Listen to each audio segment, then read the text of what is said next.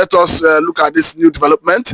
The Fulani launching a new agenda saying religion is above every other consideration. We understand that they are pushing for the recognition of the Emir of Ilorin.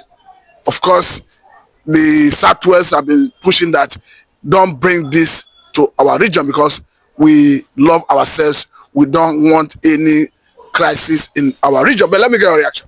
I think what you should have asked me is that Yoruba has stood up, to dislodge the Emiracy at the axis of Ilorin, which was, forced on them since 1804, when Afonja was beheaded by Ottoman Danfodio. And they expanded the Emiracy, campaign for Emiracy this time around to Oyo State. That is the name of the community. I think, is it Chaki community? They have now, all of them embraced Islam. Yes, even I learned, according to my friend, that some Christians have been beguiled, deceived into accepting Islam as their major, religion. So what am I trying to say here? Yoruba should wake up, because Islam is not above its ethnicity. Ask me why. Islam came 630 AD. It was human being that God created that introduced Islam. So how come about that these leftists, how come about that this, let me use the word atheist, because they don't believe in God. My Bible is telling me that God the Son, God the Father, the Son, and the Holy Spirit, they are in one God. And you can see God the Spirit is the Holy Spirit. You can see God the Son as the Son of God. I mean the head of God, the first head, that's Jesus. And he is following everything according to what makes him the principles of God. Because God has many attributes, and God is trying to live up to, God of Israel, up to his own attributes, his own characteristics. That's why he fights for himself. He convinces you by himself. It is by the grace of God that you can convert a man to believe Jesus Christ. It is by grace. It is by the Spirit. Meaning that it is God himself that does it. There's no how God said that ethnicity, human race, tradition and culture supersedes Judaism, Christianity. War. It can cause crisis. It can cause religious crisis. Christians, we don't fight. That's why we allow Fulani saints. For many years, donkey years, there is this Fulani dominance in our political system, our government, everywhere in Nigeria. I don't understand. All the components of our government is controlled by the Fulanis. That's why they have the audacity and prerogative to tell you that no need of dividing the aviation industry as Tinubu is doing currently. They said that they use their granite pyramid money to build the aviation that is only the North that has the monopoly to control Nigerian aviation industry. Look at the kind of way these people reason. They reason like archaic people. They reason that like people that have not seen the four walls of primary school. I don't want to use tertiary institution, for instance. So let me tell you, it has gone a long way to tell you how deep the depth of penetration of Islam in the southwestern Nigeria. Look at what is happening on Oyo State. They are trying to use intimidate Makinde into believing that Sharia law supersedes any other law, supersedes traditional law, and even our constitutional law. Where is it being done in the world? I see Fulanis are Confucianists.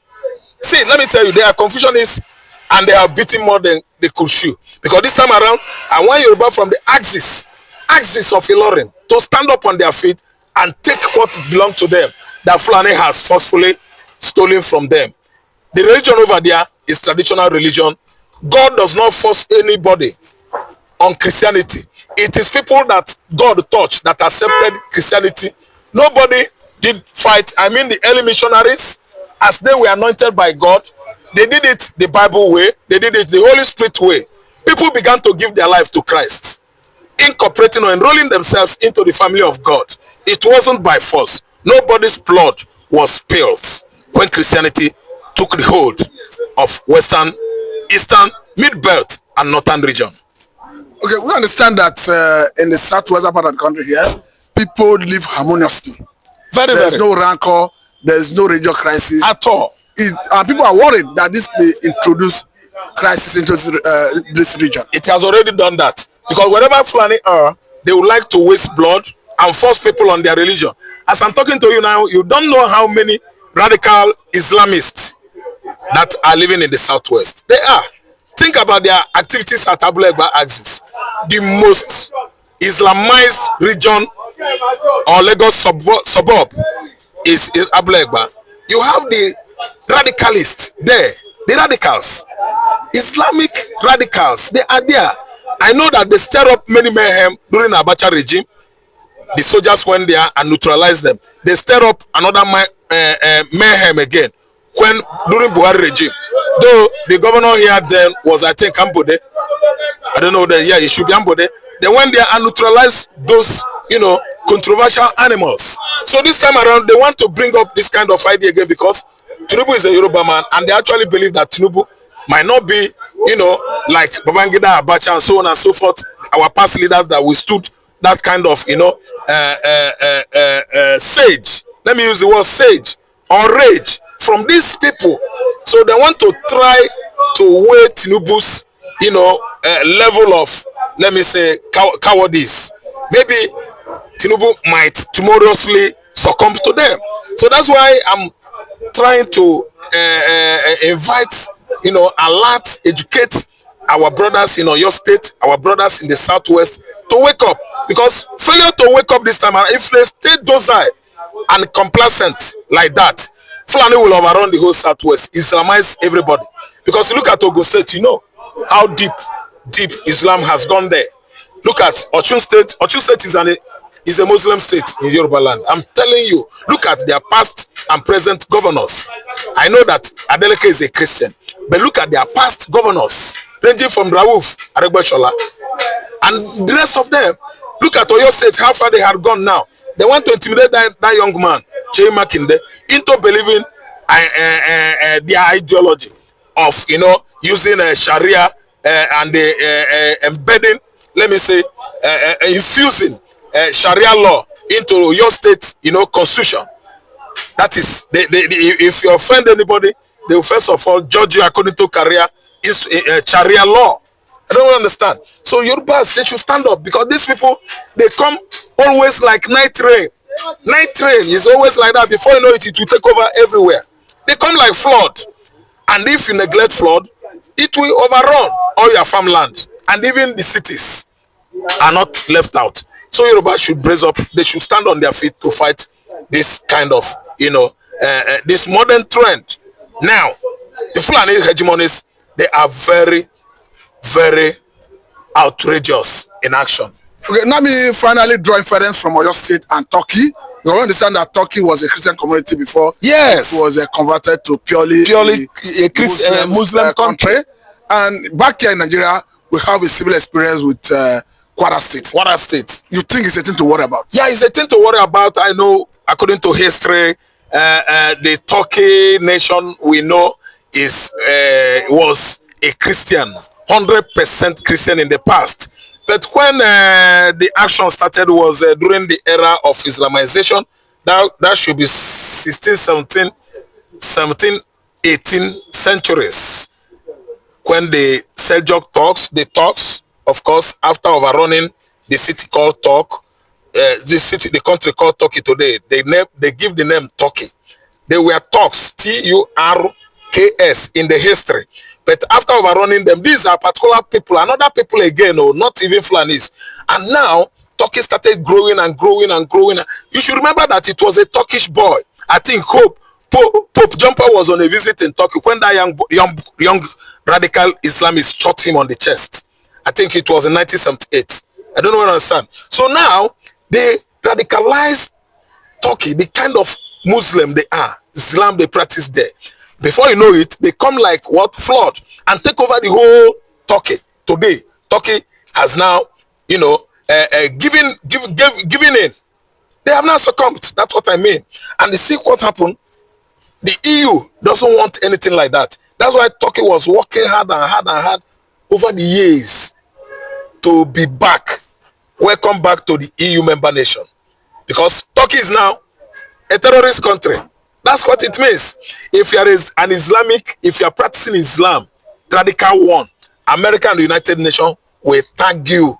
Like Afghanistan. Afghanistan is a terrorist country where they have Taliban. So this is how they begin their, radicalization. if you don't wake up, they will radicalize the kind of Islam they practice at Kwara State.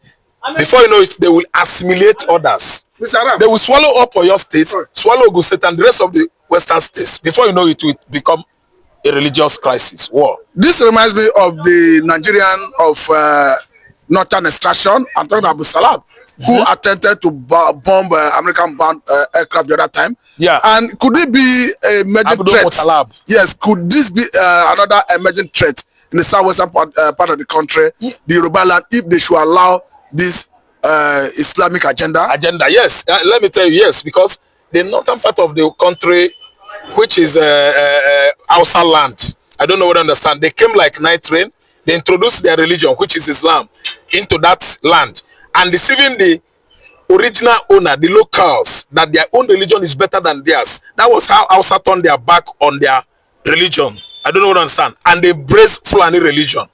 I don't understand. Today, they succeeded on breeding radicals, Islamic radicals, that even attempted to bomb an aircraft en route, Michigan, United States, December 24th. I could not actually mention the year, but his name was Mohammed Abdul Talab. Abdul Talab managed First Bank before, if you don't know. The father. Yes, the father. So that will tell you how far these people had gone in the past to change the orientation, mentality of the North, original owners of the land. So if care is not taken, they will actually assimilate, swallow up the people of Southwest. Before you know it, Yoruba will begin to produce terrorists, suicide bombers. Because Hausas, they have succeeded on doing that, training many Nupes, Kanuris, turning them into what? Suicide bombers. I'm telling you, they will produce terrorists here very soon if Yorubas don't take action now. Okay, lastly on this, it's on two legs. One, what is your advice to marketing himself? Two, your advice to the our Yoruba brothers. Our Yoruba brothers should turn their back on Apiriego. Apiriego, if you give me money, I will do anything. Long throat, Ojukokoro, that is Oloya Ajirebi. Ajirebi is not good. Love what God has given you. Love to manage what you have. Don't look at another person. And then again, work hard within yourself. Find out that work hard pays a lot. Hard working pays a lot. That is industriousness. Be yourself and understand that your ancestry is traced to where? Real Africa. You are an African. Your ancestry is not traced to Saudi Arabia, nor is it traced to Afghanistan. Love your religion that God has given you. And if you want to divert to Christianity, it is God that always did it. That almost how many percentage of the Yorubas are Christians? Don't look at the other side. They are not enjoying anything. They are only bloody. They force people, on their land, force people on their, properties, stealing people's wife by force. That religion advise you to marry more than 4, from 4 to 70, provided you have money. And as you do that, there will be trouble in your family. Yoruba, I'm advising you, be yourself. Be Christians whom you are. Be traditional worshiper whom you are. If Christ taught you, someone might preach to you, you will change to Christianity. But let nobody force you on a religion that is so bloody, a religion that is so assimilating, a religion that is so suppressing, intimidating, marginalizing, dangerously marginalizing. So what I'm saying is, stay where you are. Don't use long throat. Then Makinde should stand on his feet and understand that he is the chief security officer of Oyo State. Nobody can give him advice on how to handle the affairs of the state, religiously and otherwise. Everybody, traditional worshippers, Christians, and so on and so forth, they have right in Oyo State. Nobody should come and say, my own is the highest. As on those Oyo State is now, that was how it is in those days. There are Christians, there are Muslims, there are pagans, and nobody forces each other to live his own. Remember that Islam was introduced into Yoruba land 15th, 14th, 13th centuries. There was nothing like Islam in Yoruba land. It was the Fulanis that invaded the axis of Ilorin, deceived Afonja, the Oba of Ilorin, and do what? As the old man Oba embraced them, allowed them, interacted, befriended them. What happened was, what was the result of that? They deceived him and they beheaded the innocent Oba, innocent man. Today, Yoruba men, Yorubas are not aggrieved over that action. They think that that is what God has planned. It's a lie. It's not God's plan. The man blood was spilled for nothing. So the blood of Oba Fonja is crying foul now for vengeance, and you've not taken action. That's why these people, these barbarians, are spreading their tentacles up to Oyo State. They want to grab Oyo State and mount Emirates there, so that you will have Emir of Oyo when you have Alafin of Oyo. Alafin of Oyo should not allow it. Makinde, as an educated man, shouldn't allow this kind of archaic, idea to even cripple him into that state. He should dismount it and turn his back on that. Thank you very much, Mr. Rafumichi. This is Mr. Thank you very much. You're welcome.